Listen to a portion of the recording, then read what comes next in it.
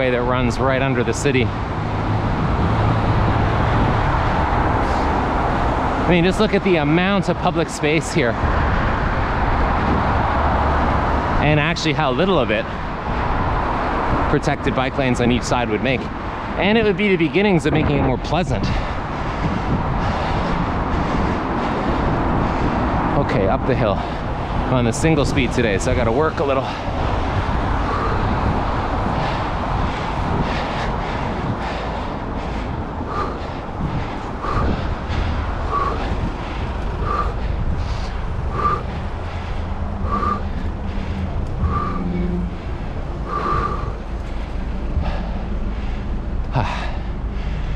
Didn't quite filter to the top.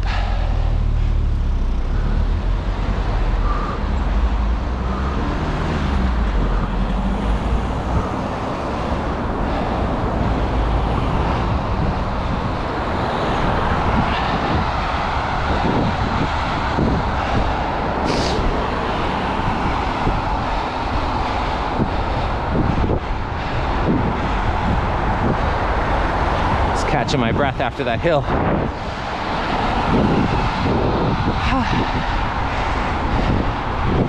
So filtering, as I was just trying to do there. Also, it's nerve-wracking. The motorists don't like it either.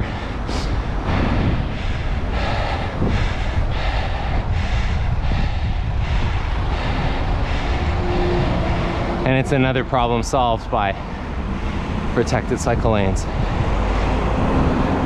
Red light.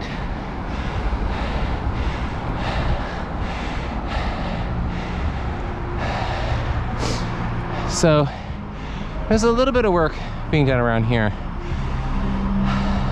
because there's some other construction and stuff happening in this area, some major redevelopments happening in this paradise area. Again, in the city center, there's the public library right up there.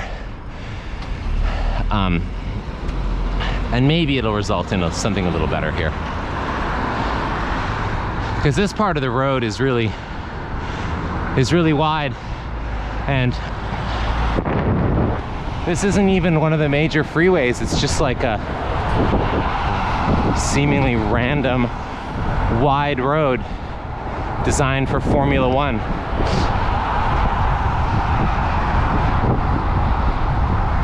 And some motorists, not surprisingly and practically understandably, treat it that way. But I often find that this section along here, it's not usually that busy. And definitely one of these lanes could be reconverted into something else on each side. But yeah, thinking about the analysis of what is a little bit more on the way to thinking about what could be.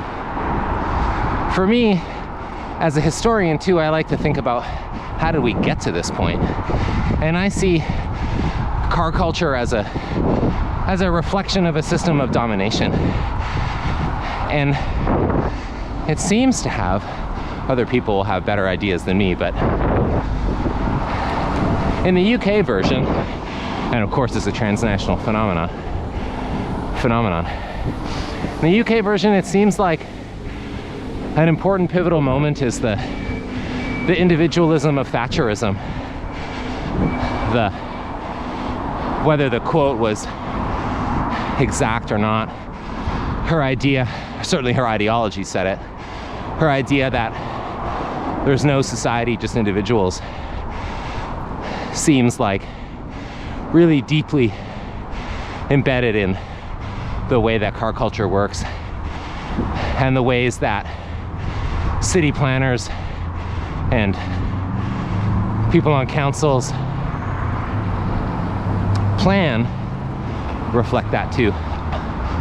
I shop at that Tesco over there, so this is a especially hated roundabout for me. Needs a lot of work.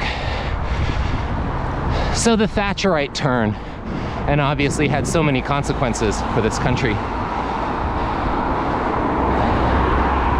And obviously car-centered planning and sensibilities were not new to the 80s, but it feels like they probably were quite deepened. And then secondly, that more recent neoliberal individualism that Margaret Thatcher represents, and obviously people like Tony Blair and others do too,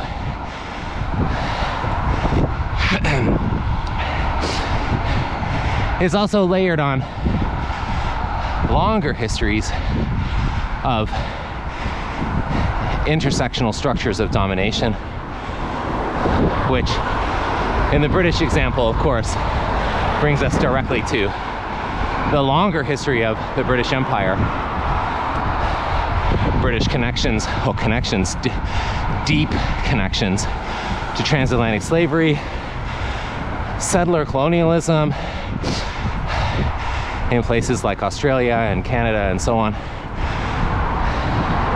These may seem far-flung old things to bring up in a bike ride on bike-free day, and on car-free day in 2021, but there are long-standing structures established certain forms of domination, white men with property at the top. And these structures are complex, and so they change over time.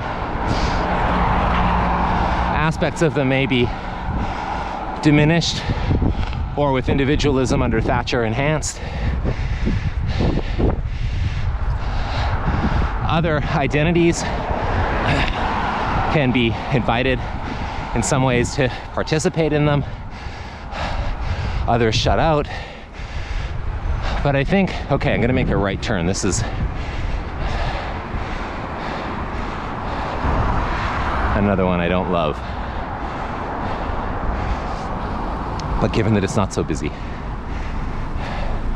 this roundabout, my goodness, could be so much better, so fast.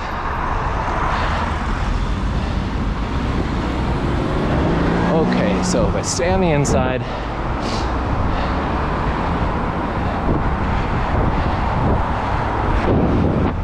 then I have to get in the outer lane, and I'm over. Whew.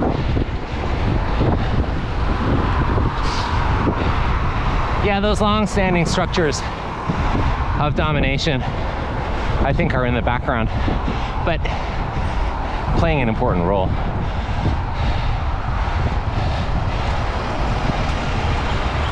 Actually gonna get on the sidewalk here so as to return to where I began.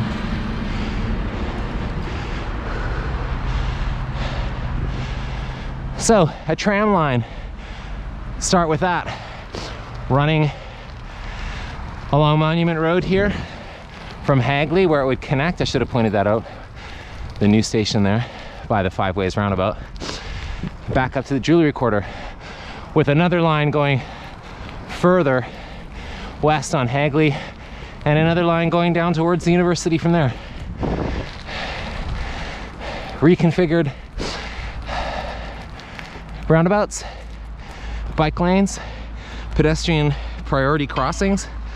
Whew, there's a lot to think about on Car Free Day, and a lot to think about in terms of how we got here. Okay, well, that's a little morning ride for me. Thanks for coming along. Have a nice day. Happy Car Free Day.